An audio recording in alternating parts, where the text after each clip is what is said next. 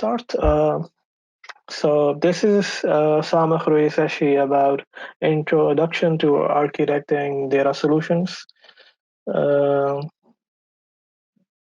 You can all see my screen now. So yeah, a little bit about myself. My name is Tahir Hamid.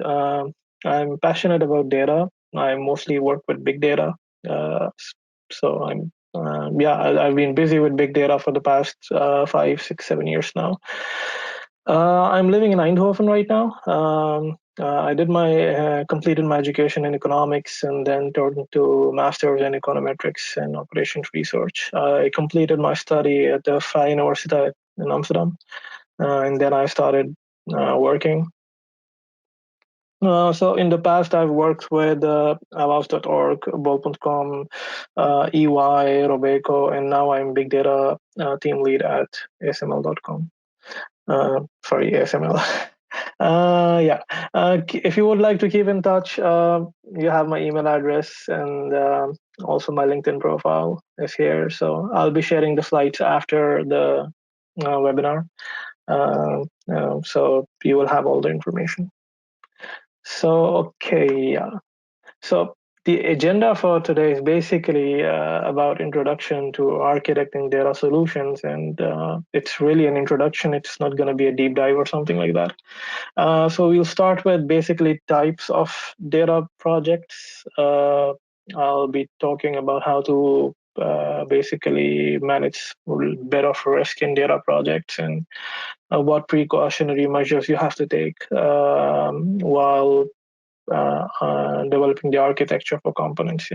We'll be talking about some interface design and implementation. This is more like abstract, how components should interact with one another. Data storage systems gets a bit technical here. So I'll be talking about some storage systems. Then again, abstract stuff like metadata management, data integrity, and how to basically evaluate data processing engines.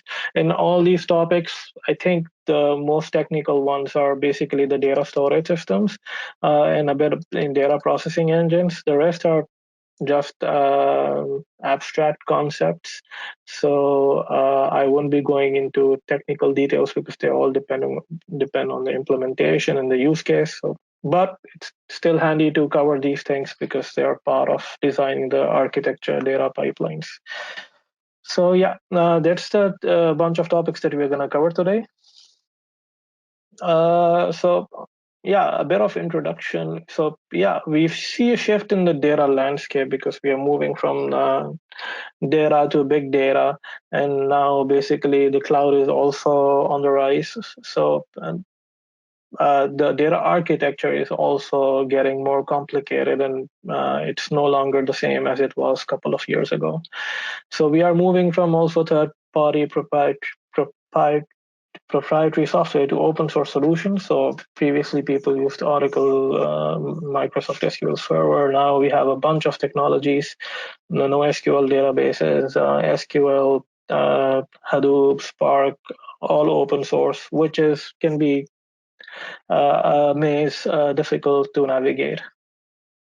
So why this webinar? It's difficult to get lost in the big maze of big data technologies, but my goal is basically to, in this 1 or 2 hour session, to walk through the steps that are needed to be taken in order to implement a successful data project in today's time.